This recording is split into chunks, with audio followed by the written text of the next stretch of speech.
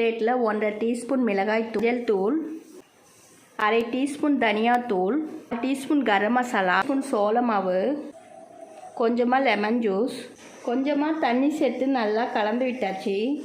சுத்தம் பண்ணி வச்சுருக்கிற மீனை சேர்த்துருவோம்.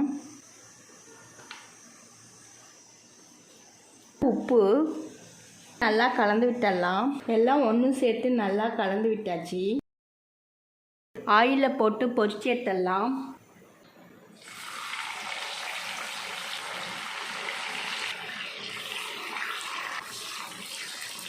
ரெண்டு பக்கமும் நல்லா ஃப்ரை பண்ணியாச்சு.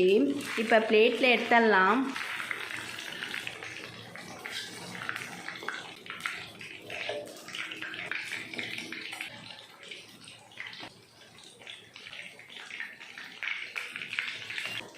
மீன் ஃப்ரை ரெடி ஆயிடுச்சு.